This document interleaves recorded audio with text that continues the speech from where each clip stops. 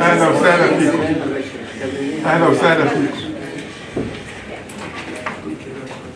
Mesdames, Messieurs, bonjour.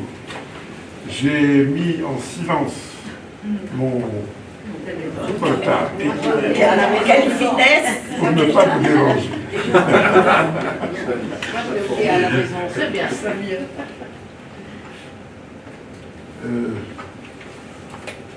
Excellences, Messieurs les doyens, nous en avons plusieurs. Messieurs les professeurs,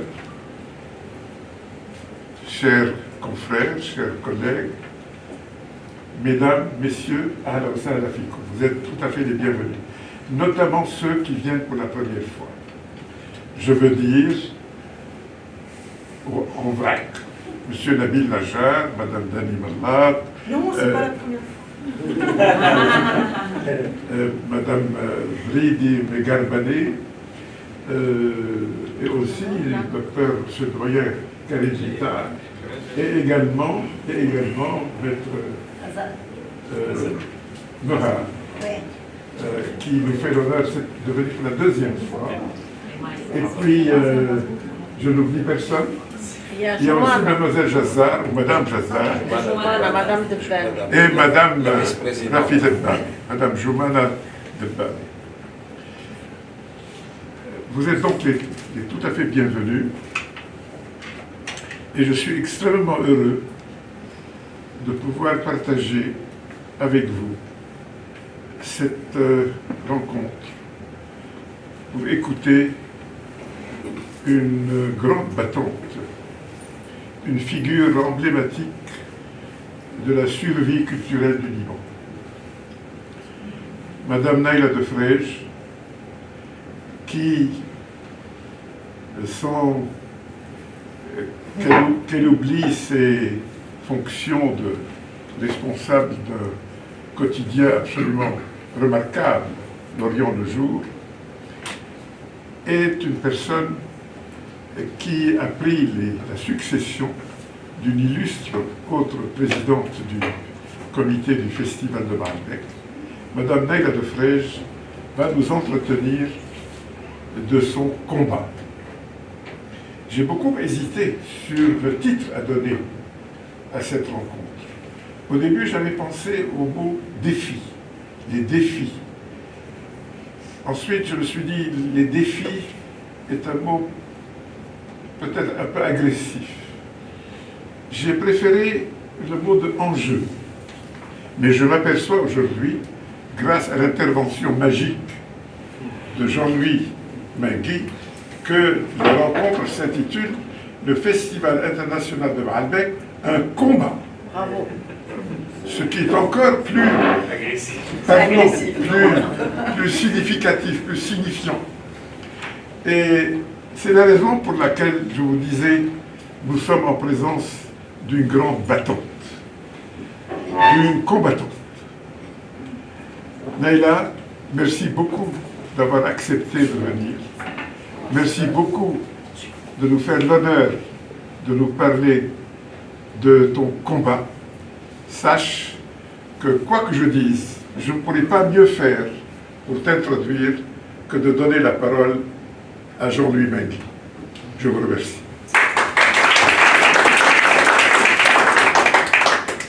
Merci, Monsieur le Ministre. Merci, cher Ibrahim, Excellences, Mesdames, Messieurs, chers amis, chère Naïla, j'ai l'immense privilège, en préambule de la rencontre d'aujourd'hui, de vous présenter Madame Naïla de Frege. Et même si Naïla de Frege n'est plus à présenter, permettez-moi de vous rappeler ici d'abord son parcours et ensuite ses choix, qui sont essentiels et qui ont fait d'elle la femme incontournable, non seulement du microcosme libanais dans lequel nous vivons tous, mais bien au-delà, portant l'image du Liban sur toutes les scènes culturelles internationales. Naïla Pharaon de Frege est présidente directrice générale du groupe de presse L'Orient le Jour.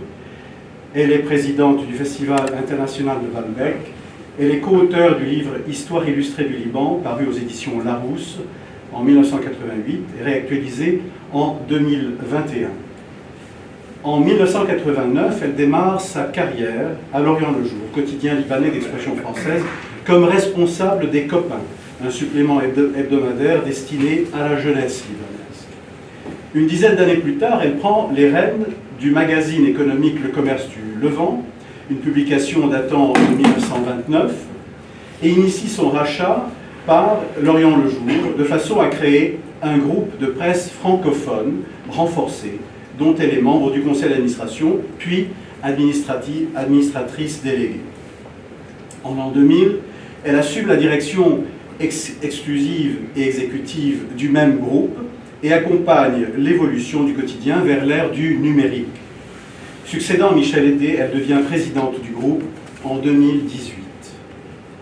L'Orient Today, version anglaise de L'Orient le Jour, est lancée en 2019 dans le but de toucher un plus grand nombre de lecteurs. En 2022, L'Orient le Jour reçoit la grande médaille de la francophonie de l'Académie française. Parallèlement à sa carrière dans la presse, elle a rejoint le Comité international de Baalbek en 1997, année de reprise du festival après la guerre et flambeau culturel et touristique du pays. Le festival se déroule dans les temples romains, comme vous le savez, de la ville de Baalbek. Il a accueilli au fil des ans, nous allons le voir tout à l'heure, les plus grands artistes internationaux, contribué à lancer ou soutenir un grand nombre d'artistes locaux. Naila est alors en charge de la communication, dans un premier temps, du mécénat, du sponsoring, de la section Musique du Monde. En 2011, elle est élue présidente du Festival international de Baalbek qu'elle dirige depuis. Naila Defrège a été nommée chevalier, puis officier de l'Ordre des Arts et des Lettres. Le 30 mars dernier, à Paris, au Quai d'Orsay, elle reçoit des mains de Daniel Rondeau de l'Académie française le Grand Prix du rayonnement français pour le rayonnement francophone, distinction tout à fait rare, qui vient couronner son engagement auprès de la langue française et de la francophonie dans le monde. Enfin, Naila Pharaon est née à Beyrouth, dans une famille ancrée dans le monde de la politique et des affaires.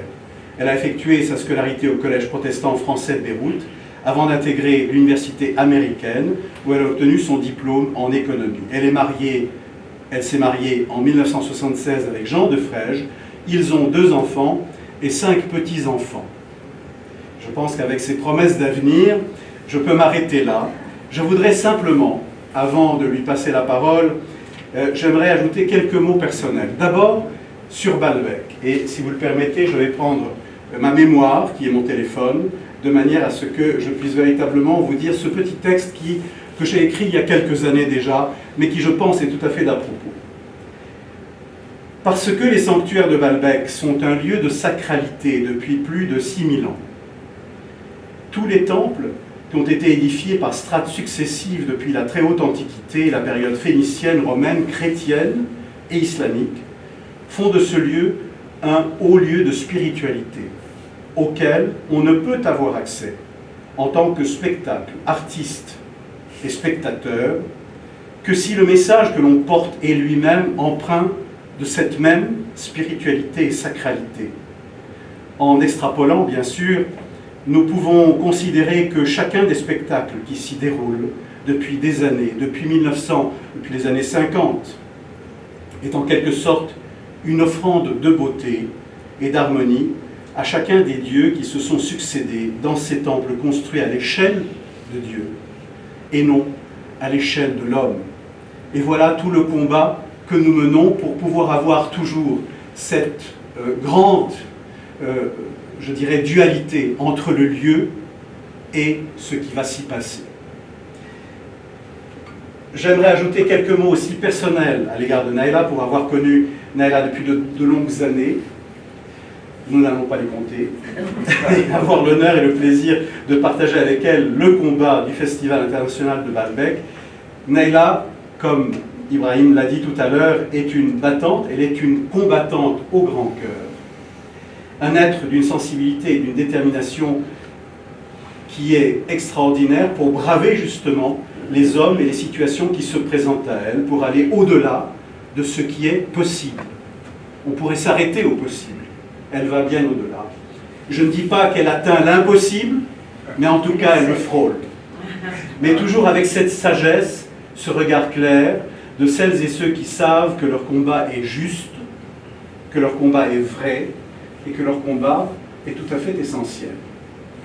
Naila, à toi.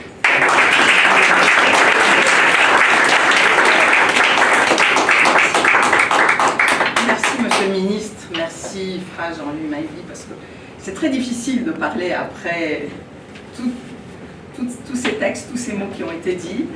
Je suis très intimidée devant l'audience devant laquelle je suis. Il m'est arrivé de parler devant 3000 spectateurs à Balbec, mais ce n'est pas la même chose. Croyez-moi, c'est plus émouvant. C'est plus intimidant, disons. Donc, je remercie les membres du comité qui sont là, donc Jean-Louis Mailly, Joumana Deban est vice-président, les deux, Nabil Najjar, Bar Tahraoui, Maya Halabi qui est un de nos soldats, très efficace depuis plus de 20 ans, et toute l'audience. Merci beaucoup d'être là. Donc, je vais essayer de parler d'une manière un peu directe, simple, raconter un peu de certaines émotions qui étaient difficiles. Grâce à Jean-Louis, on a pu faire une présentation avec de belles photos, quelques films. Donc, voilà. Donc, on va commencer par dire le festival de Balbec, c'est d'abord faire référence à un lieu à 80 km de Beyrouth où se trouvent des vestiges archéologiques grandioses, une acropole romaine d'une beauté inestimable, baignée de la lumière éclatante du soleil en journée.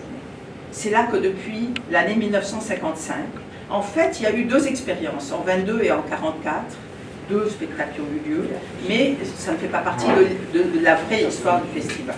Donc plus officiellement, en 1956, cet écran fut illuminé lors d'innombrables nuits estivales pour devenir une scène, un décor où se sont déployés des spectacles les uns plus grandioses que les autres. Les tentes, les artistes, les spectateurs, les organisateurs ont écrit ensemble l'histoire du festival de Balbec, le propulsant au rang des phares du tourisme et de la culture libanaise. Et ici, je crois que Jean-Louis a quelques photos à projeter. Nouriel, Kulsoum, c'est juste pour donner une idée, Rostropovitch, Richter, le théâtre de la tempête, et la Fitzgerald, Béjar, le ballet folklorique de Mexico, et tant d'autres, donc le Fou d'Elsa. Évoquer le festival de Balbec sans saluer le président Camille Chamon, qui en a rêvé bien avant de prendre les rênes de l'État, est inconcevable. De même, l'hommage est de rigueur à l'égard de son épouse, Zalfa Chamon, qui a mis sur scène le folklore libanais, ainsi qu'aux trois présidentes qui m'ont précédé, Aimé Kettane, Salwa Saïd et Maya Alida, qui consacrèrent une grande partie de leur existence à cette institution. C'est dans le livre, donc ça c'est un timbre qui a été, au moment des 50 ans du festival, un timbre avec les trois présidentes.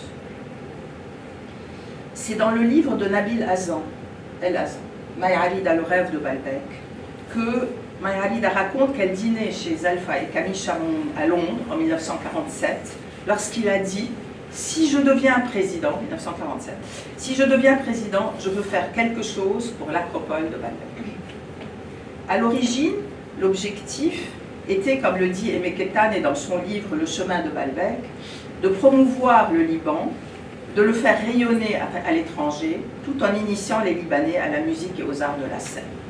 Une année plus tard, le folklore libanais a pris son envol, donnant naissance à des créations mémorables, qu'on appellera les nuits libanaises, avec des artistes qui ont débuté leur carrière sur les marches du temple.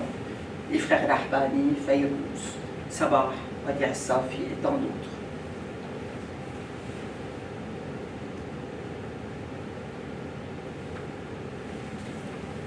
Aujourd'hui, le lieu est merveilleusement préservé, ce qui est une chance parce qu'on connaît des lieux archéologiques dans la région qui le sont moins. Toujours aussi sublime, mais la mission du festival a indéniablement évolué. C'est cette identité, ce label qui a résisté aux épreuves du temps et qui aura bientôt 70 ans que je souhaite vous raconter. On va commencer avec les années d'avant-guerre. Qui furent l'âge d'or du festival. Je ne vais pas trop m'attarder dessus parce qu'on a un petit film de rétrospective. Il faut savoir que le festival a été pionnier. Il a inspiré énormément tous les festivals de la région jusqu'à Persépolis. Et Persépolis, dans les souvenirs de Maya Alida et de tout le monde, c'est un grand moment quand le festival de Balbec avait été invité à Persépolis. Donc ici, voilà quelques images, un film rétrospectif de la période d'avant-guerre. Je ne sais pas si on peut peut-être hausser la musique, non? Impossible. C'est le maximum. Donc je sais pas, vous voyez un peu 1957, Georges Schade,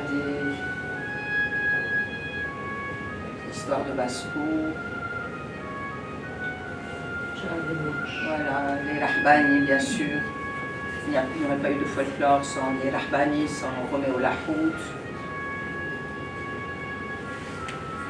La musique classique,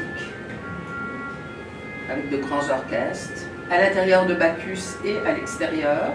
Donc l'intérieur de Bacchus qui a l'avantage d'avoir une acoustique extraordinaire et qui fait que c'est une acoustique qui est incomparable, qu'on a difficilement dans d'autres lieux. Voilà. Le ballet, avec de grands noms. Rodolphe Nureyev et Margot Fontaine avaient dansé sur les marches il y a 60 ans. On travaille sur un hommage qu'on pourrait peut-être faire à Rodolphe Nureyev l'année prochaine. J'espère qu'il pourra se faire. Je vous annonce quelque chose qui est juste en gestation. Donc le folklore, bien sûr.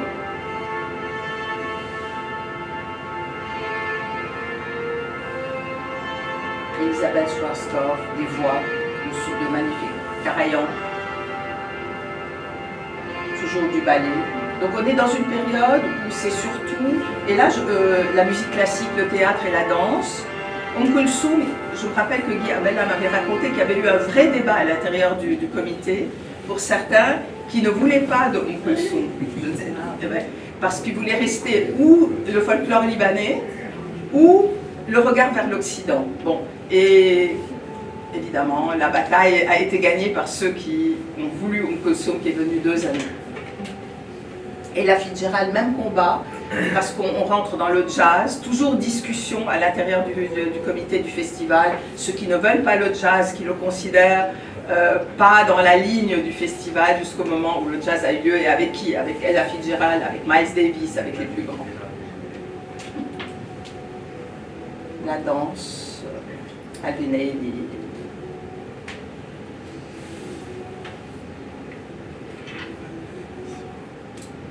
Le Foudelsa qui quand même était une première à Baalbek, John Baez 1974, puis 1975. Bon, le programme était terminé en 1975. On a encore les affiches qui ont été imprimées de 1975.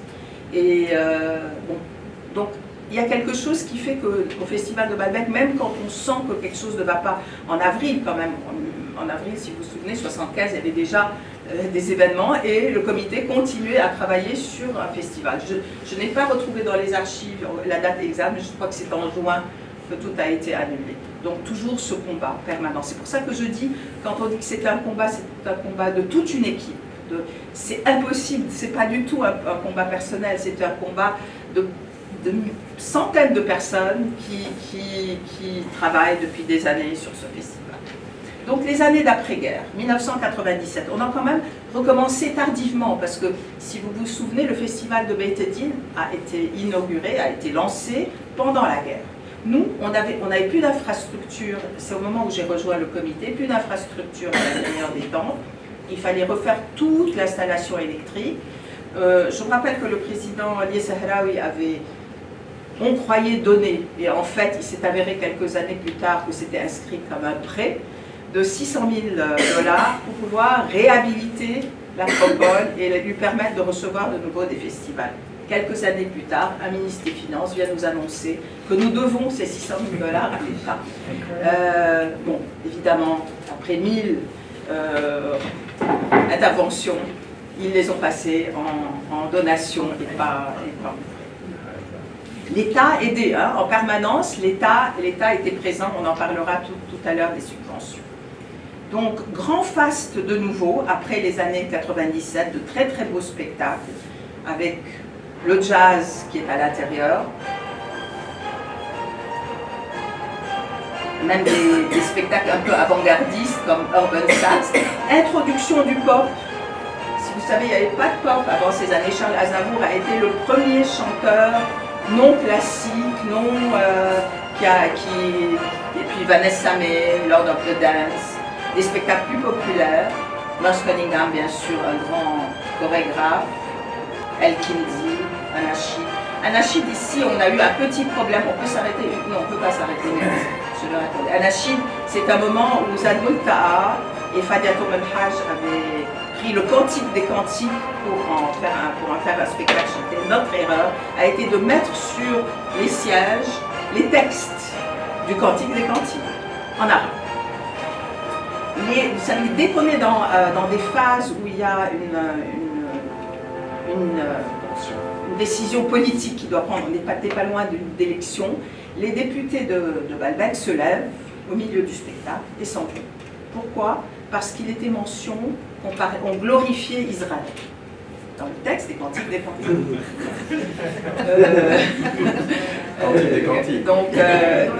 Et comme c'était 2 soirs d'affilée, le deuxième soir, il fallait qu'on fasse quelque chose. Interdiction de reprendre le texte tel quel. Donc, plein de tractations. Zad Mokhtar a dit, moi, on arrête, on ne fait pas la deuxième soirée. Bref, au final, elle a fait, Fadia Tomelhaj a fait pendant le moment où on parlait d'Israël. Voilà.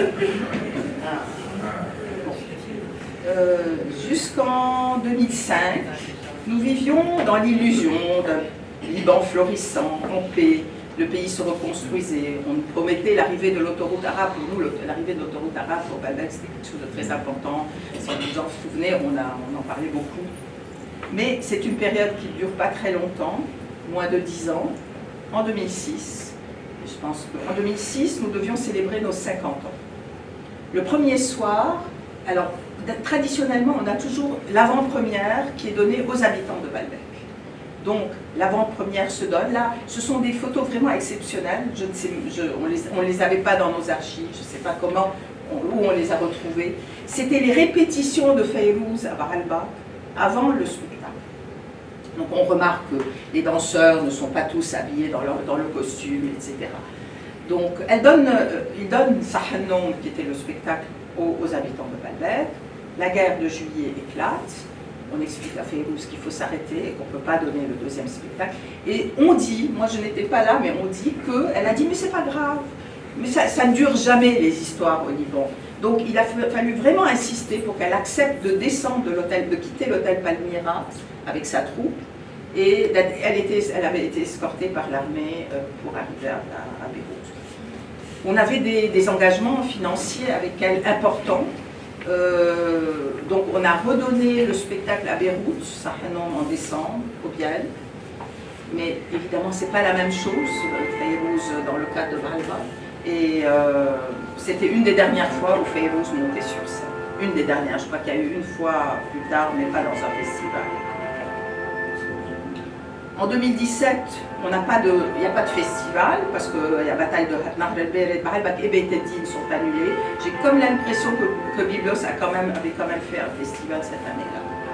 Donc ça, ce sont les années d'après 2008 à 2012. C'est le retour de très très beaux concerts avec de grands spectacles, Mika, Béjar, Deep Purple, Traviata, Abderrahman Basha, Jesse Norman.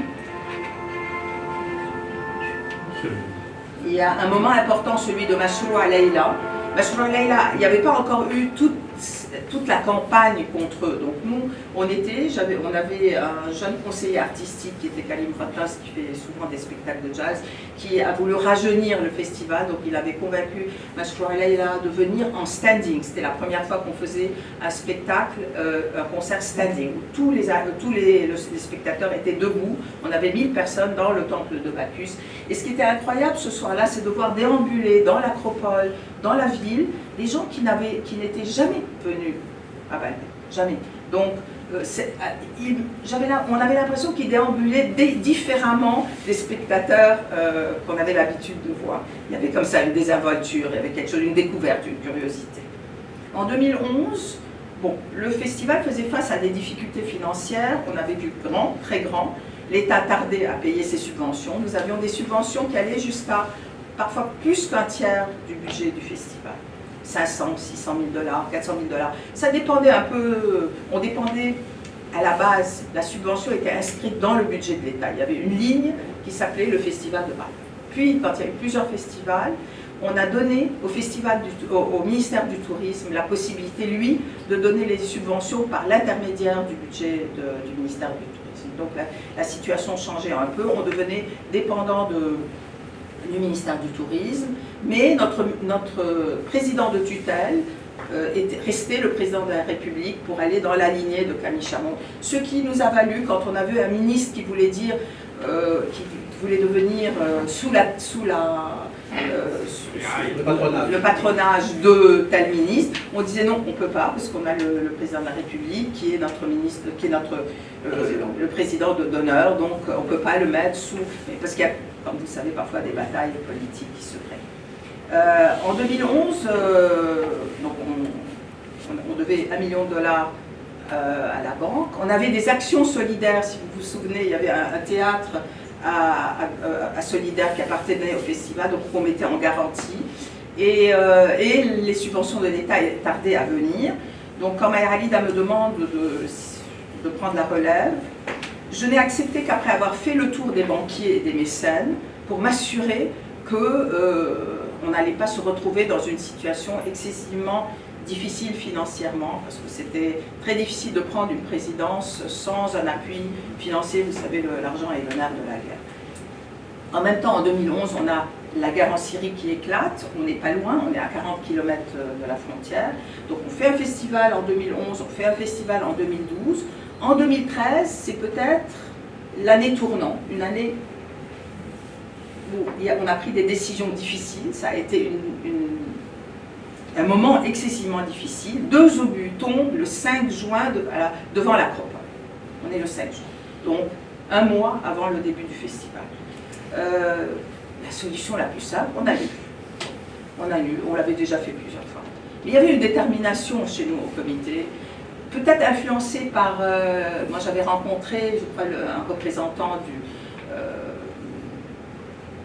de l'Office du tourisme international qui m'avait dit « Vous êtes un label, vous n'êtes pas seulement... Vous devenez un label, vous pouvez, avec le nom du festival, faire des choses ailleurs. » Donc on décide ensemble, on tourne, on trouve la magnanerie de Jdeïdé. Évidemment, c'est pas mal, mais c'est un très bel endroit. On installe les scènes et les estrades à une vitesse grand V, et on décide de délocaliser 3 ou 4 spectacles dans la magnanerie.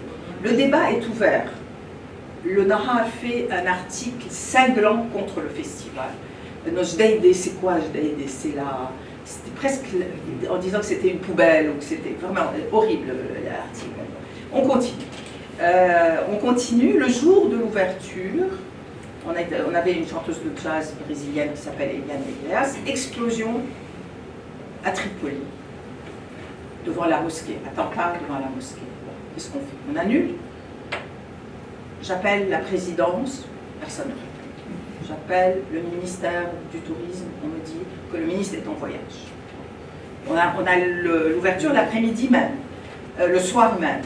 Donc j'ai un général de l'armée qui contrôlait la région du Matin qui me dit « Écoute, il faut continuer.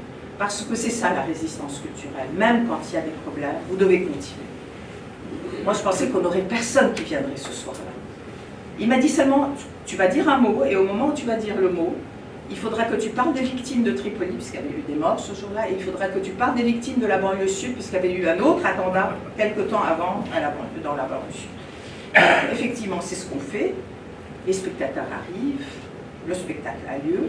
C'est très fort, c'est très dur. On se demande parfois si on a pris des bonnes décisions ou on a pris des mauvaises décisions. Marcel Khalife m'appelle ce jour-là, lui devait jouer quelques jours plus tard, il me dit « Moi, quoi que vous décidez, moi je viens et je veux faire mon concert. » Bon, c'est Marcel Khalife. Donc, ce soir-là, le lendemain d'ouverture, on était en train de gérer un autre problème, là où on ne s'attendait pas du tout qu'il vienne de ce côté-là, avec la communauté orthodoxe. On avait, je ne sais pas s'il y a beaucoup d'orthodoxes, mais on avait un spectacle qui s'appelait Puzzle, qui était avec un chorégraphe belge qui s'appait Sidi El Bichachbaoui. Je ne sais pas si Antoine Urbain est là, mais non, il n'est pas là, je pensais qu'il viendrait. Mais parce qu'il a fait partie de toute cette difficulté auquel on a fait face. Il y avait une faute du festival, on avait mis une promotion sur les télés où on montrait Fadiatou Belhaj qui chantait dans le spectacle, un chant religieux avec des mouvements de danseurs sur scène. Donc, les extrémistes orthodoxes considèrent que ça ne se fait pas, que ce n'est pas possible. Donc on se retrouve en confrontation avec l'évêché de Beyrouth. Fadia Tom El-Hajj est la nièce de Monseigneur Khoudour. Je vous raconte, ce sont des détails, mais ce sont des détails importants. Elle demande rendez-vous à son oncle et elle lui dit voilà ce qui se passe. Sidi Larbi Chakaoui a dit moi je refuse de changer mon spectacle. Ou il est donné tel quel ou vous allez. Monseigneur Khoudour lui dit mais on a toujours dansé ou bougé ou tourné autour des hôtels. Moi je ne vois aucun problème à ce que ce spectacle se donne comme ça. En fait, ce qu'il y avait, c'est que quand Fadia chantait, les danseurs étaient sur scène mais immobiles. Nous, dans le montage, peut-être qu'on avait fait l'erreur, on les voyait bouger. Donc, elle envoie une lettre à Monseigneur Audi où elle dit « Je voudrais chanter ce chant pour les victimes », il y avait eu des victimes à Tripoli et à Monseigneur Khoudour qui gère donc la région du Maten. On est sous sa tutelle, on est dans le Maten, vient et assiste au spectacle. Et le spectacle a lieu. La délocalisation, ça c'est un magnifique... Jean-Louis avait installé des panneaux à l'intérieur de la magnanerie, un coup d'œil extraordinaire. On avait eu un concert classique, je crois, à l'intérieur. Enfin, il y avait eu plusieurs choses qui s'étaient faites dans cette magnanerie. Et la délocalisation s'avère bénéfique. On ne le savait pas, mais les gens de Baalbek étaient fous de rage. Fous de rage, comment vous quittez Baalbek? On leur dit, bon, assurez-nous la sécurité et on revient. De là où il y avait tout le temps, on n'en profite pas, on ne profite pas du festival, vous êtes dans un îlot dans l'acropole, tout à coup c'était nous, on ne peut pas vivre sans le festival, nous on a les emplois, on vous interdit de quitter Baalbek. Bon, on leur dit, ramenez-nous la sécurité et on revient, et c'est ce qui s'est passé. 2014, le spectacle de Ras Hellene, qui devait se donner en 2013 mais qu'on ne voulait pas donner à la magnanerie, a lieu à Baalbek. Premier soir, tout se passe très bien. Deuxième soir, le général en chef de l'armée était dans la salle. Le soir même, après le spectacle, nous avons les enlèvements des soldats à Al-Sad. Bon, il était évident qu'il fallait arrêter le festival. On arrête, on avait 2-3 spectacles qui étaient Fanny Ardant avec Gérard Depardieu, on le donne au Casino du Liban, on avait Dafer Youssef, qu'on donne au Music Hall. Donc on s'éparpille, on devient un peu comme des réfugiés, comme des nomades. Parce qu'il y a le côté financier. Quand vous allez signer un contrat, s'il n'y a pas une force majeure réelle, ça coûte une fortune d'annuler. Donc aussi, c'est de la résistance, mais il y a aussi un calcul financier derrière, pour ne pas rendre les choses trop nobles. Voilà. 2015, on décide que ce sera le grand retour à Baalbek. On crée avec Nabil El-Ozon un grand spectacle qui s'appelle Eleki à Baalbek. Donc on sollicite 15 artistes spécialement libanais pour la plupart de la diaspora, pour faire des créations, toutes des créations pour le festival de Baalbek. Donc je vais vous nommer ceux qui ont répondu à l'appel. Abdelrahman El-Basha, parole alphabétique, Adonis, Shara Al-Khouri, Etal Addan, Gabriel Yared, Radi Rahbani, Brahim Ma'louf, Issa Makhlouf, Marcel Khalife, Naji Hakim, Salah Stetiye, Talal Haïdar, Wajdi Mawad et Zad Bouta. Donc vous voyez quand même c'est un panel incroyable d'artistes qui ont dit oui, et chacun a fait ou une composition musicale ou un texte. Donc il y avait la version orchestrale qui a été donnée à Baalbek, mais avant, Bernard Foucroul, qui était le directeur du festival d'Aix-en-Provence, nous avait appelé, nous avait dit j'entends parler de Baalbek, ce que vous faites est formidable, quelle résistance, est-ce que vous avez quelque chose que vous pouvez présenter au festival d'Aix-en-Provence? C'est ce qui s'est fait dans une salle à Aix-en-Provence. On a pris le projet de Eleki à Baalbek, à toi Baalbek, qu'on a fait en version piano et voix, sans l'orchestre, et qu'on a présenté. 2016 à 2019, le festival revient en force, une mission qui se redéfinit. On fête les 60 ans. Donc 2016, ce sont les 60 ans, avec un grand cru, Caracalla, Jean-Michel Jarre, Mika, Bob James, Lisa Simone. Ce sont 2016, 2017, 2018, 2019 sont de très belles années. 2017, un événement, ça c'était le soir de Brahim Malouf. Donc Brahim Malouf qui avait compris qu'il y avait quelque chose à faire au Liban qui est différent de juste venir et présenter un concert. Il avait demandé à toute une chorale de l'ABK de participer à son concert. Il avait fait participer des musiciens locaux de la région de Baalbek et il avait fait participer des danseurs de Dabri. Donc un magnifique concert où le lendemain sur les réseaux sociaux, on a cette affiche qui circule, à 35 km, la guerre contre le terrorisme à Afsal et Brahim Malouf à Baalbek. Et ils ont fait un montage entre les lasers de lumière du festival et les roquettes en Syrie. Cette même année, on a la chanteuse africaine Angélique Kidjo qui fait danser le public, mais qui aussi a été faire un tour dans les camps de réfugiés, dans les régions défavorisées, et qui a fait danser les enfants hors du festival. Donc il y a le contact se resserre avec la région, avec les habitants. Il y a quelque chose qui change un peu. On est moins dans notre bulle, dans l'acropole. On essaye de composer, parce que finalement, la survie du festival ou la continuité du festival ne peut se faire que si on est en osmose, pas toujours, mais pas complètement, mais en osmose avec notre environnement. 2018, concert d'ouverture, hommage à Umm Kulthum. Alors, on a un chef d'orchestre égyptien, des chanteurs égyptiens, l'orchestre libanais. Le matin, il y a toujours des choses. Le matin, on avait quelques marchés de Souad Taïb qui venaient à Beyrouth, de la région, qui s'avaient installé. Tout le monde, sans nous dire, hein, ça s'est fait par les gens de Baalbek, de créer une animation avec des personnes qui n'appartenaient pas vraiment à la région et qui venaient installer leur petit commerce. Bon, ça ne marche pas. Altercation entre un boulanger vendeur de mnéhiche de Baalbek et un autre qui était venu s'installer pas loin de chez lui. Mais quand il y a une altercation, ça ne se passe pas d'une façon simple.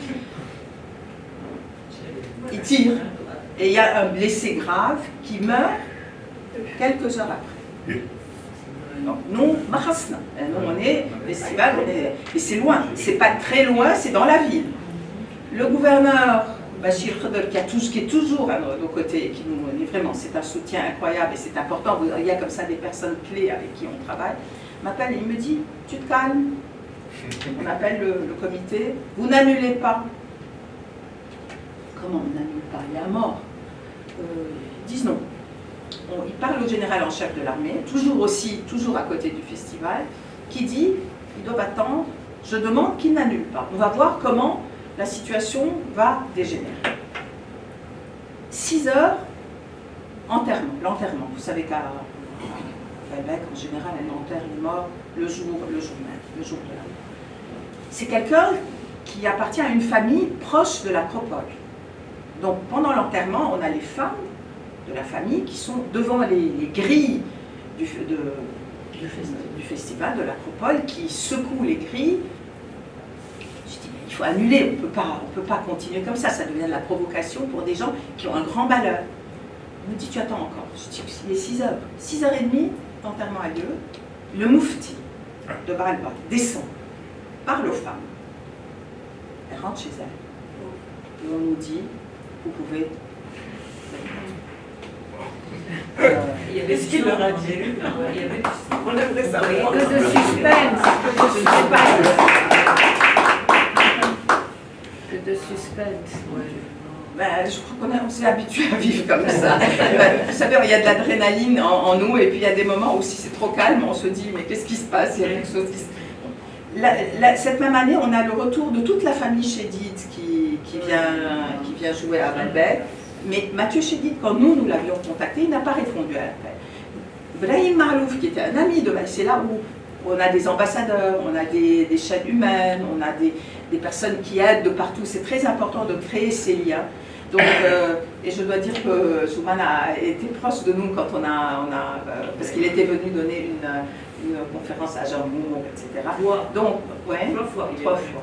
Donc, il me dit, laissez-moi contacter Mathieu Chédid, et moi, je peux le convaincre de venir à Baalbek. Non seulement Mathieu Chédid est venu seul, mais il est venu avec toute la famille en hommage à André Chédid. Donc, c'était un spectacle qui avait une force émotive très importante pour eux, pour la famille. Il y avait lui Chédid, Anna Chédid, toute la famille. Et le lendemain, Mathieu Chédid a dit le plus beau jour de ma vie sur son compte Facebook, etc. La musique classique reprend aussi ses lettres de noblesse. On a un Stabat Mater à l'intérieur de l'acropole, de l'intérieur du temple. Pourquoi c'est magnifique? Parce que toujours à cause de la beauté du lieu, mais surtout aussi à cause de l'acoustique du lieu. En 2019, l'ouverture c'est avec Marcel Khalif. Marcel Khalif qui est un peu l'enfant terrible. Sans nous dire, sans nous prévenir, nous traditionnellement, on a l'hymne national qui se joue avant le premier spectacle. Bon, moi je suis assise, j'ai à côté de moi le ministre de la Culture, je sais pas, et je vois que il entame un autre morceau. Et il dit, après le morceau, c'est un hymne à la paix que j'ai écrit. Au moment même, pas de réaction. Dans le public, le concert continue, normal. Le lendemain, il est lynché sur les réseaux sociaux. Parce que les réseaux sociaux sont devenus l'endroit où on lâche. Et plus personne ne parlait du concert de Marcel Khalif, et tout le monde parlait du fait qu'il n'avait pas joué l'hymne national. Et on a eu des sponsors qui se sont un peu insurgés contre cette chose-là. On a eu beau expliquer qu'on ne savait pas, il ne nous avait pas prévenu, il avait fait exprès d'ailleurs de ne pas prévenir parce qu'on ne l'aurait pas accepté. Et le chef d'orchestre qui était le Blen Baalbek a joué le jeu. Et il a quand même obéi à ce que Marcel Khalif voulait et ne nous a pas prévenu. C'est des choses qui arrivent. Peut-être que pour Marcel Khalif, on n'a pas suffisamment parlé de son concert. Mais n'oubliez pas qu'on est en 2019, il est peut-être un peu précurseur de vouloir dire bon, non, moi je fais ma taoura quelques mois avant la saoura. Donc je ne sais pas si on adhère ou on n'adhère pas, on peut se poser la question. Cette même année, en 2019, on s'allie avec le musée Sursock. Ah oui, alors c'est l'année où il y a Mélodie Gardot qui vient. Le Requiem de Verdi, donc deuxième concert classique à l'intérieur de Bacchus. Donc pour le Stabat Mater, on avait la fameuse, c'était Toufi Matou qui organisait les deux concerts classiques en 2018 et en 2019. Et on avait la soprano libano-canadienne Joyce Khoury qui était là-bas et que j'ai écouté à Athènes il y a quelques jours, où elle interprétait Norma. Elle était vraiment exceptionnelle.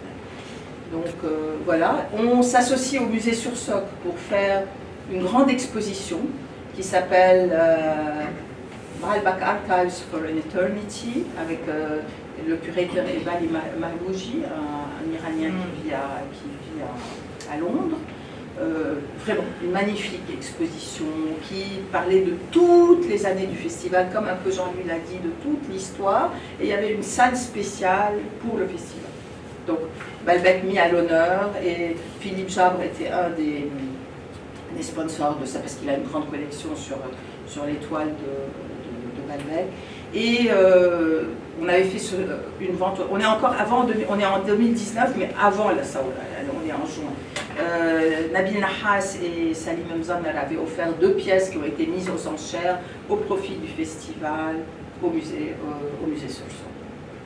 Et c'est là aussi où on dit, quand on voit ce genre d'exposition, l'importance de nos archives, parce que nous avons de très belles archives. Et bon, à cause de la Covid, etc., il y a un peu de retard, mais elles sont en train d'être digitalisées à l'USEC.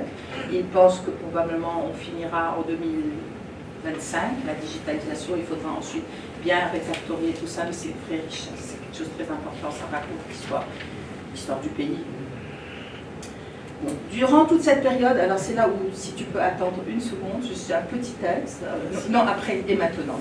Durant cette période, les finances sont maîtrisées, l'État continue à payer les subventions tant bien que mal, irrégulièrement, avec du retard payé.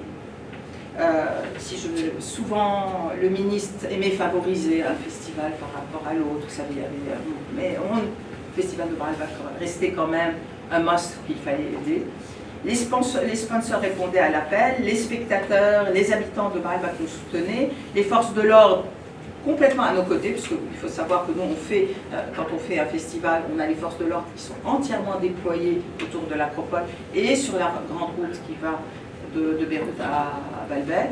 Et ce qui dérange les habitants, c'est que pourquoi cet effort est fait pendant le festival et pourquoi on nous laisse pendant tout le reste de l'année. Le général en chef de l'armée cette année nous a dit qu'on peut considérer que la sécurité à Baalbek est bien meilleure actuellement que par le passé. On préparait de beaux projets, on avait l'orchestre de l'Île-de-France qui devait venir jouer la 9e de Beethoven. Bon, on avait plein d'énergie, on pensait qu'on allait vers de belles années, mais et maintenant, voilà. Et maintenant, comment s'adapter et continuer dans un pays en crise. Donc, la crise sanitaire, économique, politique aurait dû nous presser. L'aide de l'État est complètement arrêtée, c'est quand même un tiers du budget. Les difficultés que nous avons traversées nous ont pourtant appris à nous battre et à continuer en dépit de tout. Ce qui arrive là, le maestro Harout Vazian arrive chez nous un jour et nous dit il n'y a pas de concert, on est en plein confinement. Il n'y a rien qui se fait nulle part dans le monde, à part des petits concerts de musiciens à partir de leur maison. Moi, je veux prendre le temple de Bacchus, mettre tout l'orchestre philharmonique et nos chorales et faire un grand concert que je veux diffuser dans le monde pour être le premier. Bon, Harout, il adore voir comment. Donc, et qu'on peut diffuser dans le monde entier et dire que le Liban, malgré tout, est celui qui continue. Mais ça s'est fait. Ça s'est fait parce que on en a parlé à Pierre Daher, qui a tout de suite adhéré à l'idée. Il a dit, moi je monte mes équipes et je filme le concert. Donc il faut imaginer, vous allez voir, tout l'orchestre est entier, il n'y a pas de public, et l'orchestre est entièrement dans le temple de Bacchus. Il prend tout l'espace du temple de Bacchus. Donc, on a Impact BBDO qui nous dit, moi je vous soutiens à mort, on fait une communication internationale sur votre projet, et on est arrivé à toucher, d'ailleurs vous l'avez revu, certains peut-être ont revu ce spectacle avant-hier à la NBC, il était en riposte. On a atteint 15 millions de personnes qui ont vu ce concert.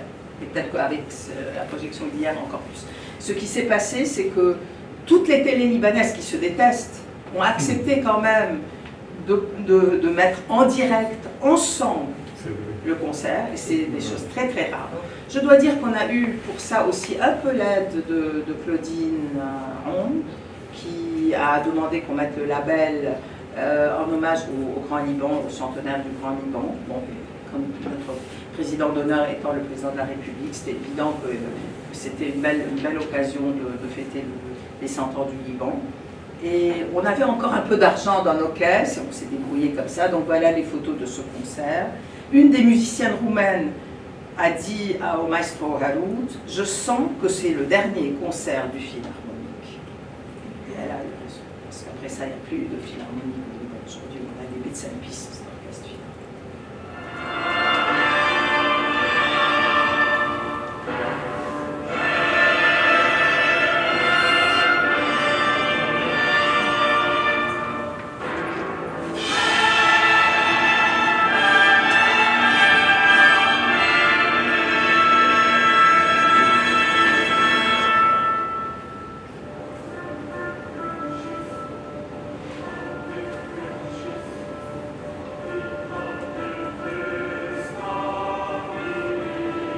Tous les graphismes derrière, c'est le travail de Jean-Louis. C'est le nom de la fille, c'est le Jean-Louis.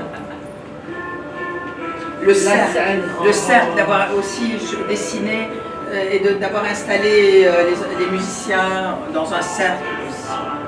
Et très espacé à cause du Covid. Donc on a 3 chorales, NDU, South Lati et les Anthony. On est en 2020, hein, on est en plein confinement, crise Covid, les gens sont chez eux. août. 4 août encore. Pas encore. Non, C'est avant le 4 Avant. août.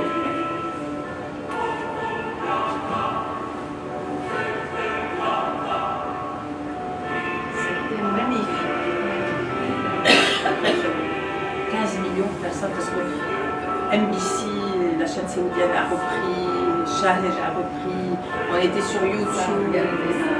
Mais là, si je me rappelle bien, il n'y a que Manar qui n'avait pas vu. Oui, c'est ça. Mais c'est normal, c'est pas. Il faut le dire. On va parler des relations avec le président. Si vous n'en avez pas marre. C'est quand même impressionnant. Vous avez 200 personnes. Et les gens partout dans le monde sont dans leur maison. Personne ne sort. Et c'est ce contraste. Il faut imaginer qu'on est en 2020 et que dans le monde entier, les gens sont confinés chez eux.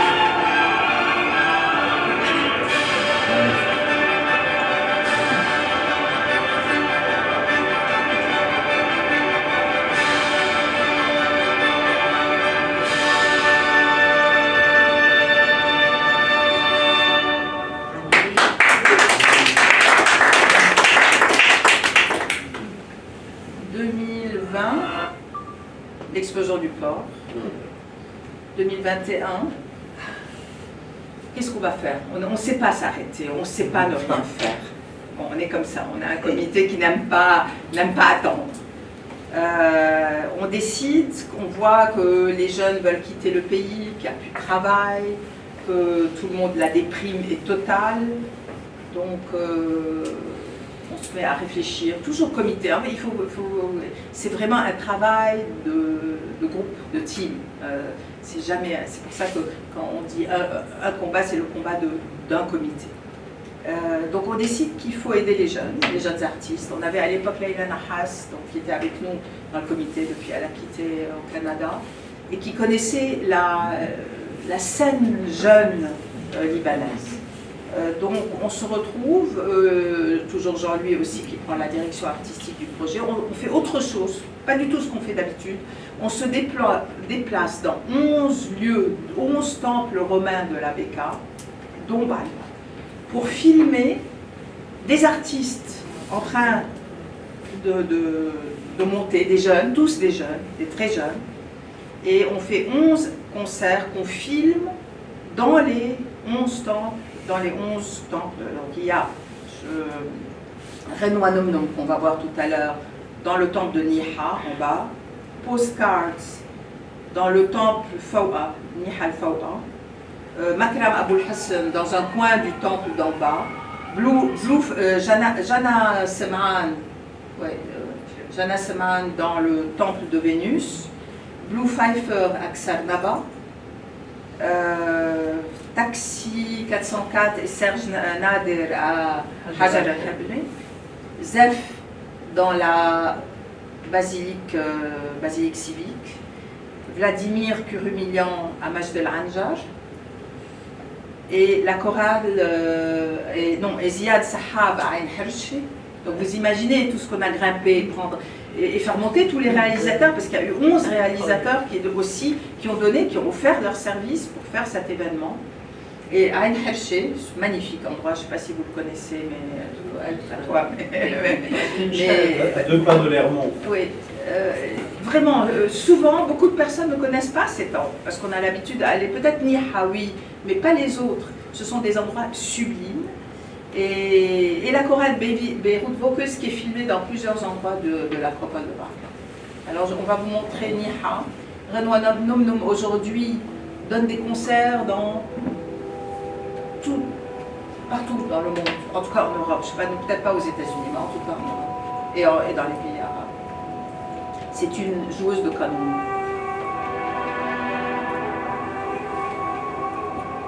Et on a été critiqués, on nous a dit que ce n'était pas ça la mission du festival.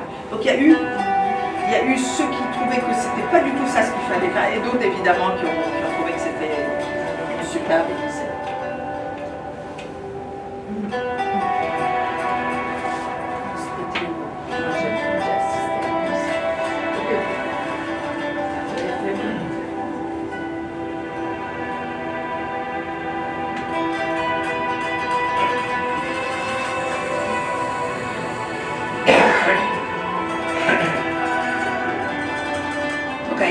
drones, avec tout.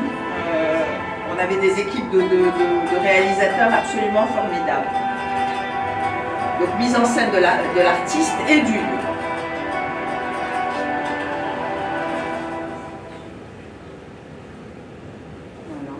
On ne voulait pas être trop long, donc on s'est dit on vous montre juste ça. Donc effectivement, on est applaudi et critiqué. C'est pas ça, c'est pas ça le festival de Baalbek tel que les gens veulent, le spectacle dans Baku, dans l'Acropole, etc. Et moi je pense que c'était vraiment, la plupart des artistes qu'on vous a nommés ont utilisé ces images parce qu'on leur a offert évidemment tout ce qu'on avait filmé pour pouvoir faire la promotion de ce qu'ils étaient en train de faire.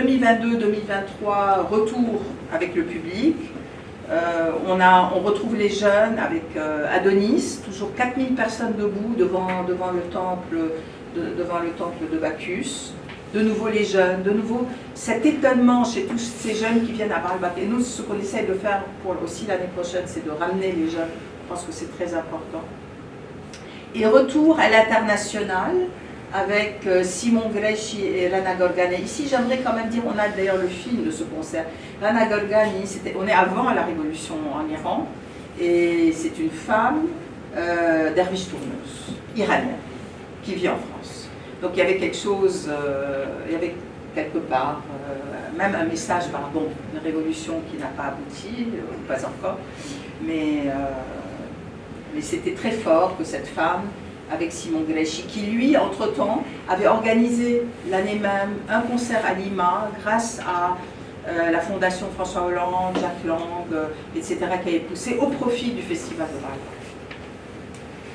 Donc, puis il y a Roberto Bolle, qui était le retour de la danse à Baalbek. Ça faisait longtemps qu'on n'avait pas eu de la danse. Melhem Zain, le grand chanteur local. Donc ici, on a deux visages culturels qu'on met en avant avec des publics différents. Le message reste de mélanger les cultures, de les faire dialoguer entre elles. Voilà.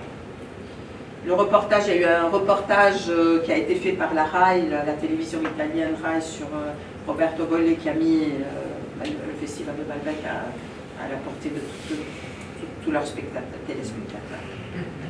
Sa détermination attire l'attention d'hommes et de femmes de culture à travers le monde. C'est comme ça, comme je vous disais, l'association culturelle de François Hollande, Jacques Lang à Lima, l'Île-de-France avec Valérie Pécresse, la sénatrice Joëlle Garriaud-Maylam, l'académicien Damien Rondeau, qui est venu l'année dernière à Baalbek, s'intéresse à nous. Les mécènes reviennent. Donc, juste pour vous donner un ordre de grandeur, quand on avait dans les années de FAST, on arrivait à 2 millions de dollars de budget annuel. Là, les derniers festivals qu'on a fait, c'est entre 100, 200, 300. C'est pour vous donner un peu la... Bon. Quelle leçon tirer? Quel est notre message? Nos atouts, nous sommes une ONG à but non lucratif, formée d'une assemblée qui élit chaque 2 ans son comité de direction, un comité de bénévoles, soudés, apolitiques, pluriculturels. Je pense que ceux qui sont ici peuvent témoigner. Notre festival n'est pas dirigé par des personnes affiliées à des dirigeants politiques. Aujourd'hui, malgré l'absence de financement de l'État, des mécènes sont restés fidèles, sensibles à notre action.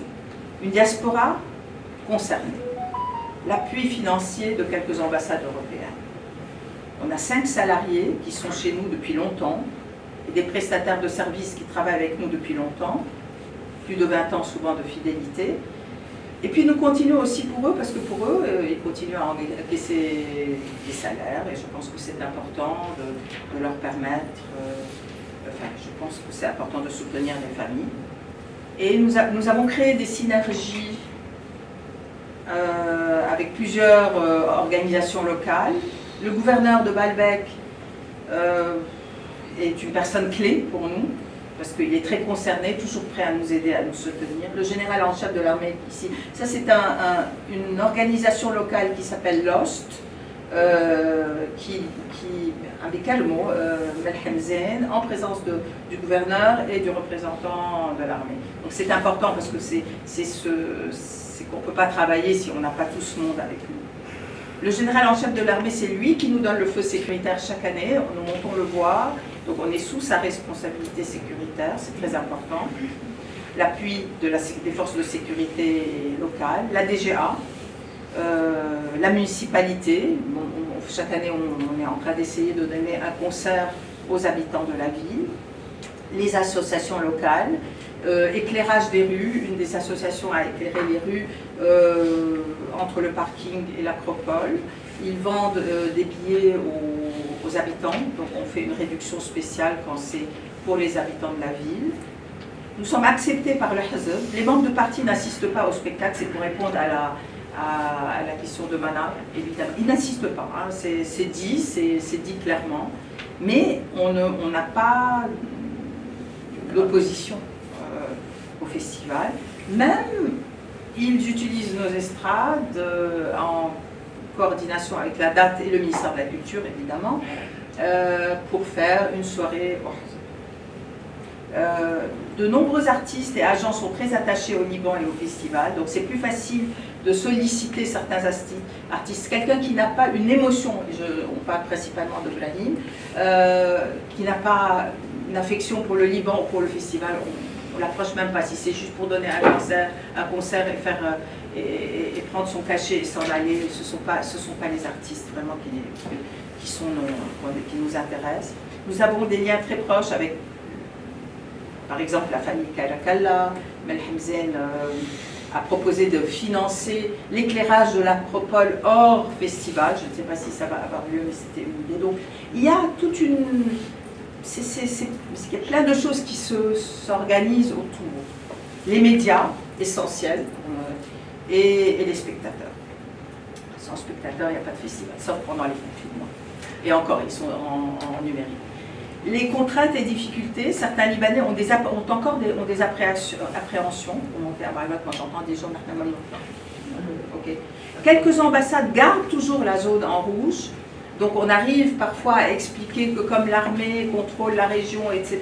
Mais cette année, l'ambassade de France, par exemple, qui avait l'habitude d'enlever la mention rouge, ne l'a pas enlevée cette année, je ne sais pas pourquoi.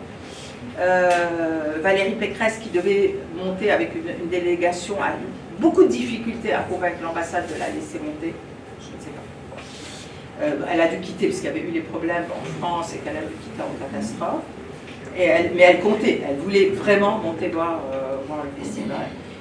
En revanche, on a eu l'ambassadrice des États-Unis cette année qui est montée pour la première fois à Bayreuth. Donc, il y a parfois des choses politiques qui se passent, on n'est pas toujours au courant de ce qui se passe. On travaille dans une région complexe qui est marquée par la pauvreté, l'influence des partis politiques et des clans familiaux. Il faut s'adapter aux heures de la prière du soir, comme vous le savez, mais on apprivoise la prière. Ça dépend des spectacles. Hein. Et parfois on continue même s'il y a la prière, parfois on s'arrête, parfois on démarre. Comme la prière n'est pas à la même heure tous les soirs, donc on peut parfois organiser que l'heure du début du spectacle par rapport à l'heure de la prière. Bon, on s'adapte. Nous devons tenir... Alors, l'association contre la normalisation avec les relations avec Israël, elle existe, elle est très puissante. Quand quelqu'un qui a donné un spectacle en Israël et vient à Beyrouth, il n'aura pas de problème. L'important, c'est qu'il n'ait pas le tampon israélien sur son passeport. Chez nous, c'est beaucoup plus compliqué. Depuis qu'il y a Google, il Google. S'il voit que l'artiste a été en Israël il y a 1 an ou 2 ans, bon, si c'était il y a 20 ans, c'est pas grave.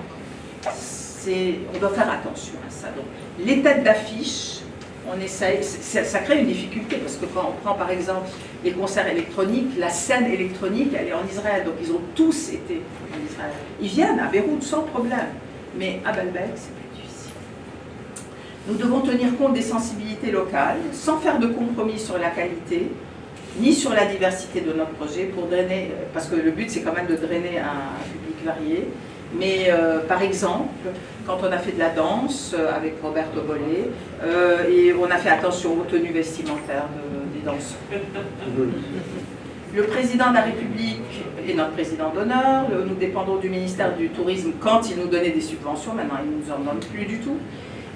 L'autorisation de rentrer dans l'acropole, c'est l'autorisation de la DGA sous la tutelle du ministre de la Culture. Donc, et le ministre est très concerné par ça. Donc nous, notre rôle, c'est d'entretenir de bonnes relations avec toutes ces institutions étatiques. Les taxes sont lourdes et elles ont augmenté depuis 2014, particulièrement la taxe pour la caisse des artistes, qui est très lourde pour nous. Nous, on avait souvent demandé au ministère des Finances, au ministère du Tourisme, ne nous donner plus de subventions, mais enlevez-nous les taxes. Parce que finalement, les taxes sont plus lourdes que la subvention. Aujourd'hui, on vit avec les taxes et sans subvention. Bon. L'infrastructure touristique dans la région doit être améliorée, on a beaucoup de mal. Aujourd'hui, on sait que l'hôtel Palmyra vient de commencer une rénovation en respectant le charme du lieu. C'est une très bonne nouvelle. On a des restaurants comme les restaurants des frères Laïs, à qui on confie notre buvette, qui sont vraiment bien. Quelqu'un m'a demandé un jour, est-ce que vous servez de l'alcool dans l'acropole? J'ai dit oui, mais c'est pas chez les Laïs qu'on le sert, on a d'autres stands d'alcool. Quelle est la mission, notre rôle, notre enjeu? Je vais finir, j'en ai pour 1 minute. Pour conclure, notre mission s'articule autour de plusieurs objectifs cruciaux. Envoyer un message positif du Liban vers l'étranger. C'était un peu la mission d'avant. Un message de civilisation et de richesse culturelle. Une initiative d'autant plus difficile à l'heure actuelle où l'image du pays est terriblement égratignée. Diffuser un message d'espoir et d'optimisme et de paix aux Libanais en général et aux habitants de Baalbek en particulier. Offrir aux Libanais et aux touristes l'opportunité de vivre de belles expériences en assistant à de beaux spectacles dans un cadre exceptionnel. Rien ne peut égaler l'émotion procurée par un spectacle en live, en direct. Ce n'est pas comme regarder un spectacle sur des écrans. Encourager la création libanaise, surtout chez les jeunes, ça on l'a fait avec souvent. Maintenir Baalbek sur la carte touristique du Liban à travers nos activités et la promotion de ces activités qui font parler de choses positives qui ont lieu dans la région pour faire opposition aux mauvaises nouvelles. Servir d'exemple à d'autres festivals et organisateurs d'activités culturelles. 2020-2021, on était les seuls à faire quelque chose. Et je pense que quand quelqu'un dit quand Baalbek peut faire, les autres peuvent faire, parce que c'est des autres peut-être plus faciles parfois. On est en train de travailler sur créer une association de festivals. On le travaille avec Alexandre Najal, qui est l'avocat de l'association. Ça devrait être un des objectifs, il faudrait réactiver ça parce que ça renforce la collaboration et on défendrait ensemble nos intérêts collectifs. Contribuer au développement touristique et socio-économique de la région. Nous avons à cœur, parce qu'on crée de l'emploi, faire voyager le nom du festival à travers le monde, comme on l'a fait avec Aix-en-Provence, Lima. On a été à Ifra, en Arabie Saoudite, où on a présenté le concert hommage à Abdelhalim Hafiz. Et je terminerai en insistant sur notre visage culturel, enrichir et soutenir la diversité culturelle. C'est un peu ce qu'on entend aussi aujourd'hui quand on sait qu'Annie Marouf a été élue à l'Académie française, c'est cette diversité culturelle comme secrétaire. Vous vous rendez compte, on a la ministre de la Culture en France qui est d'origine libanaise et on a le secrétaire perpétuel de l'Académie française qui est d'origine libanaise. Ça veut dire que c'est quand même... Préserver, alors, enrichir la diversité, encourager le dialogue culturel, interculturel, préserver nos libertés et notre identité culturelle libanaise qui s'enracine dans cette diversité. C'est très important. Ça a l'air d'être des mots comme ça, mais ce sont des mots très importants parce que c'est ça qui est menacé. C'est le cœur même de notre mission, notre ADN, qu'elle incarne notre aspiration à être et rester ouverts les uns vers les autres et vers le monde extérieur. Les deux sont importants, vers le monde et entre nous. Organiser un festival chaque année est un défi, je dirais même un miracle. Notre combat, je le répète, est socio-économique, mais aussi profondément culturel, et sa réussite dépendra de la volonté du peuple libanais et des forces en présence. Donc, ce festival est donc votre festival, et notre combat est aussi le vôtre.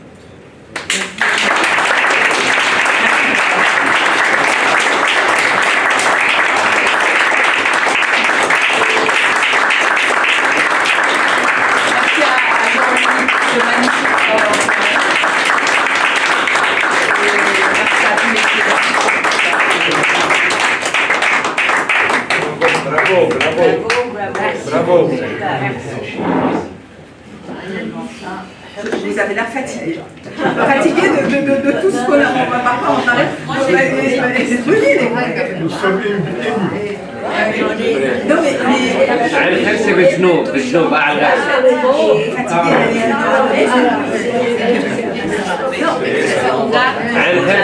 على الحرسة بين اللي بقى على الغربي وجنوب على حدود إسرائيل. ضيعة حتى في ضيعة اسمها الماري. On peut commencer les questions. Une petite question, est-ce qu'on garde la première soirée de la région gratuite?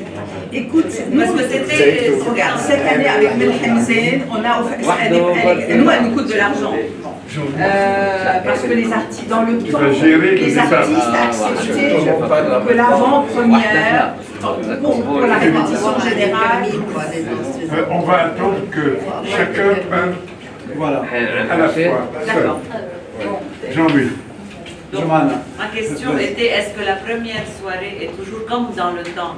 C'est toujours aux gens de la région gratuitement? C'est pas nécessairement la première soirée, c'est une des soirées, en général la soirée libanaise. L'année dernière, qu'on donne à la municipalité, on l'offre à la municipalité la revend à des prix très très très symboliques aux habitants de Baalbek. Et nous payons la soirée, parce que dans le temps, les artistes acceptaient que ce soit la répétition générale. Maintenant, quand un orchestre joue, etc., ils disent nous, on ne considère pas ça comme une répétition, on considère ça comme une soirée. Donc nous la payons et nous le faisons. Et cette année, nous avons eu un sponsor qui nous a aidé sur ça. Mais c'est très difficile à contrôler, surtout quand on a un Melhamzen qui est le chouchou de la région et qui avait un monde fou. On essaye, c'est pas nous qui sommes responsables de la partie organisée, en fait, on doit organiser, mais il y a toute la sécurité autour, on les voit sauter au-dessus des murs en pierre, etc. C'est une grosse responsabilité. Chaque fois qu'on aborde le projet en disant il faudrait qu'on l'annule, on préfère vous donner des privilèges, des billets, ça va être difficile, je ne sais pas comment on va faire. Chaque année on devra résoudre cette chose.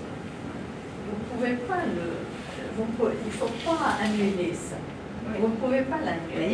Parce que c'était Melhamzen, qui est l'enfant de la Beka, peut-être que... C'est une satisfaction pour la population. Mais nous donnons des prix spéciaux à la Chambre. Et là, ça fait 3-4 ans. C'est bien. Il faut pour voir les spectacles, parce qu'ils doivent venir. Et pas seulement pour le spectacle libanais, il y en a qui viennent pour les autres spectacles. C'est ça qui est le plus intéressant. Le Hizb, vous avez dit un mot très... J'aimerais bien comprendre quelle est la position de Hizb réellement. Est-ce que vous dialoguez avec eux, dans le vous temps, organisez dans le temps, avant le confinement, on allait souvent rencontrer un des ministres concernés. En général, c'était le ministre Hassan. Nous n'avons pas de problème avec le festival de Baalbek. Mais nous ne pouvons pas assister. Mais nous n'insistons pas, c'est pour d'autres raisons. Ce sont des raisons culturelles. Et quand ils nous demandent d'utiliser nos estrades, c'est que quelque part, et ils choisissent la date avec nous, c'est pas qu'ils nous imposent une date. Ah, c'est une bonne relation, c'est bien. Mais bon, c'est bien. Professeur, je rejaillis sur la question de l'ambassadeur Khalid Chalabi. C'est une question innocente. Il y a un mais bon dans votre réponse à la fin.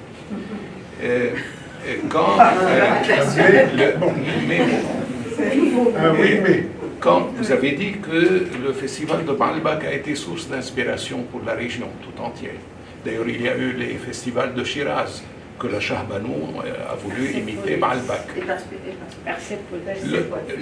Shiraz plutôt, Persépolis, ça a été une fois, en 71, pour commémorer les 2500 ans de la monarchie. Ça a porté malheur, et donc il y a eu la révolution à la monarchie. Mais après la révolution, justement, il n'y a plus eu de festival de Shiraz. Au Liban, dans les années 80, c'était la guerre. Disons qu'il y avait une décision syrienne en 97 que le festival, pour l'ouverture du Liban, que le festival commence. Pas une décision syrienne, mais du moins une acceptation syrienne. Oui. C'était le président Harawi qui avait... Tout à fait. Mais si les Syriens ne voulaient pas, le festival n'aurait pas eu lieu. Ils auraient... Mais laissez-moi, je vais vous dire, parce que c'est une ouverture pour le Liban et ils voulaient montrer que le Liban est une belle vitrine sous leur tutelle. Et donc le Hezbollah n'avait pas son mot à dire. Le cas se présente aujourd'hui. Contrairement à ce qui s'est passé en Iran, vous avez dit le Hezb accepte. Vous n'avez pas dit tolère, mais vous avez dit accepte. Qu'est-ce qui accepte et tolère? Oui, d'accord. Mais qu'est-ce qui justifie vraiment cette attitude? Alors que l'analyse. Moi, mon rôle ici, ce n'est pas d'analyser les choses. Je laisse les analystes le faire. À vous de tirer les conclusions. Moi, mon rôle est de continuer. Mais oui, mais est-ce que ça veut dire que grâce à vous, grâce au festival, cette greffe libanaise est toujours en train de réussir? Que le moule libanais est tellement absorbant qu'on ne peut pas le refuser? Si je peux me permettre, oui. Le comité. Nabil est dans le comité. Une grande partie des habitants de Baalbek réclament le festival de Baalbek. Oui. Et donc c'est rentré en conflit avec le Hezbollah que de dire, voilà, nous, on refuse le festival de Baalbek. Le Hezbollah se met en conflit avec ses habitants qui réclament le festival.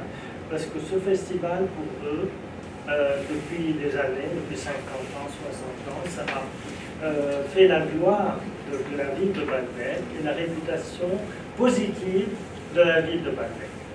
Tout à fait. Ils sont fiers de ce festival. C'est de l'argent. C'est ce qui se passe aussi à Tirmen. Oui, mais en plus, il y a des retombées. C'est intéressant d'écouter ce que Mme Chala Jabali dit. Parce qu'elle fait le parallèle avec Tyr. Oui. Il y a les restaurants. C'est le même débat à Tirmen. Aujourd'hui, Hezbollah a essayé au début, après en 92, 93, tout ça, d'arrêter l'alcool, d'arrêter beaucoup de choses à Tirmen. Et les Tyriens eux-mêmes ont refusé catégoriquement.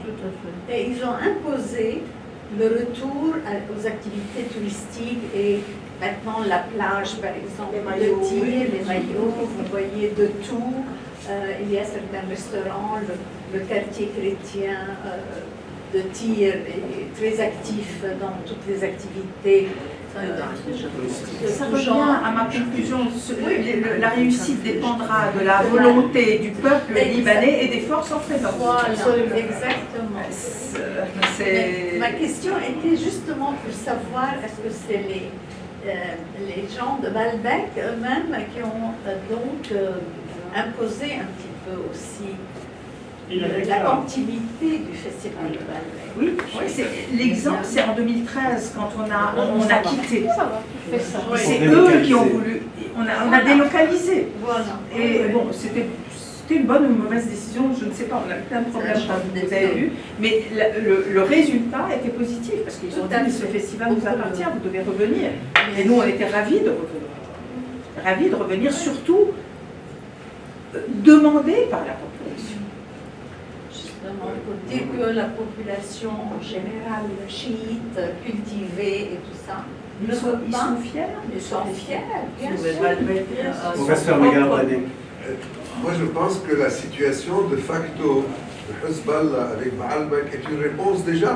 Sur le plan politique, le Hezb n'est pas en parfait accord avec la région de Baalbek comme il est dans le sud. Et la meilleure réponse, c'est ce qui se passe au niveau du festival. Pareil. Il y a tout de même un geste de tolérance envers le festival. Les deux obus qui sont tombés en 2013, on ne sait pas d'où ils venaient. Est-ce qu'ils venaient de Syrie? Est-ce qu'ils venaient pas de Syrie? On ne sait pas. Il y a deux obus qui c'était une façon de nous dire vous devez arrêter. Et on a arrêté.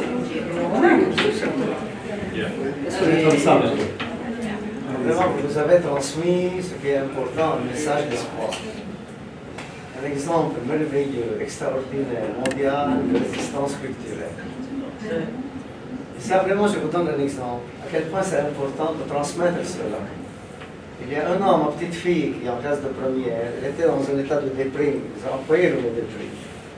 Alors, j'entre dans la bibliothèque, je porte les catalogues Festival de Baalbek. J'ai quelques catalogues. Le grand livre de Hassan Touaini, 4 siècles de culture de liberté. Et puis le Cénacle libanais, quelques tableaux. Elle était émerveillée, personne ne lui avait parlé de ça. Elle a pris confiance et courage dans le Liban. Ça me rappelle aussi la phrase que Hassan Touaini a mise en exergue du livre 4 siècles de culture de liberté. Il a mis une phrase de l'auteur. Ils ne savaient pas que c'était impossible, alors ils l'ont fait. C'est vraiment. D'ailleurs, là, nous allons distribuer le dernier livret programme à tous les. J'ai été figurant, pas acteur, non, dans une pièce de Aristophane, Plutos, avec Villard et Mylène Dumangeau. J'étais figurant dans une pièce d'Aristophane, Plutos. C'était en 1962, je pense. J'ai vécu ça dans ma petite jeunesse. Oui, ça m'a tellement marqué. Merci.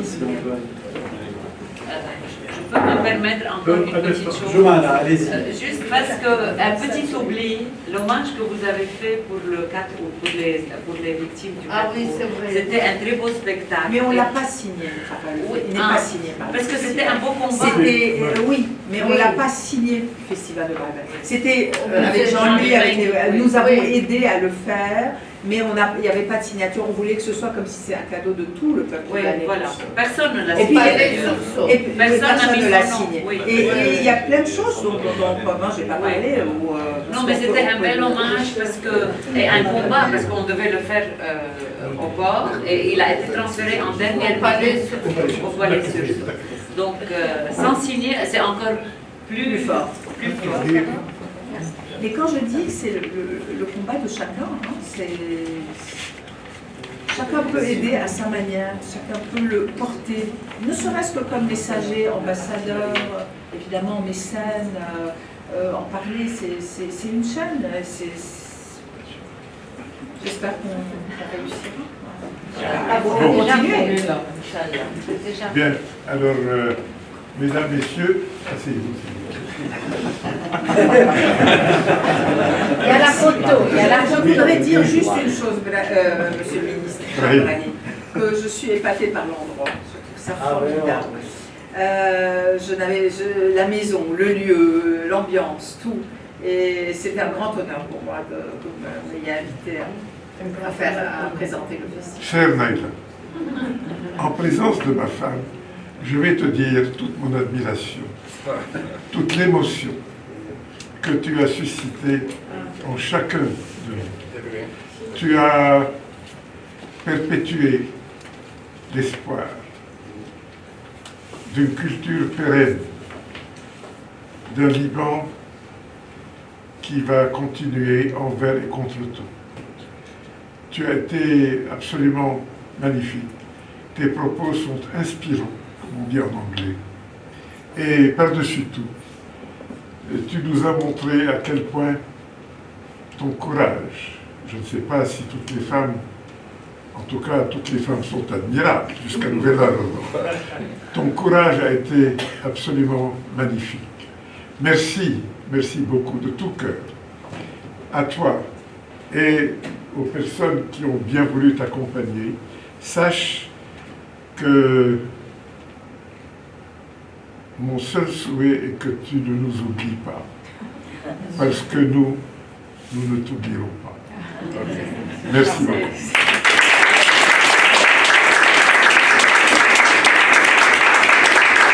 J'aimerais par la même occasion dire à Jean-Louis, mais lui il sait à quel point j'adhère à tout ce qu'il fait. Je voudrais dire à Jean-Louis que le setting de ce que nous avons vécu ce matin lui doit beaucoup. Et que je crois que le PowerPoint qu'il y a eu ici a été absolument magnifique. Merci mille fois encore. Mais ne nous quittez pas avant que nous prenions une photo de groupe ensemble. Je peux dire et merci juste encore. Juste un mot.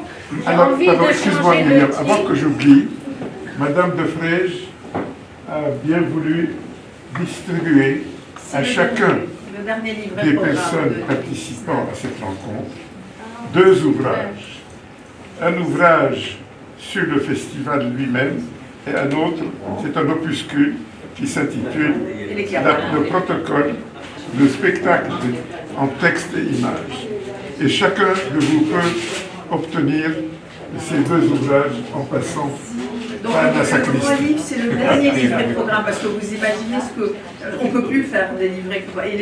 Comme c'est le dernier, il faudra probablement conserver. Non, je voulais juste dire, j'avais adoré le festival international de Baalbek, un combat. Mais peut-être maintenant je dirais le festival international de Baalbek, l'espoir. C'est joli. Merci. Pourquoi Naïla, tu dis c'est le dernier? C'était le dernier jusqu'à maintenant. Non, mais on ne le fait plus. Oui.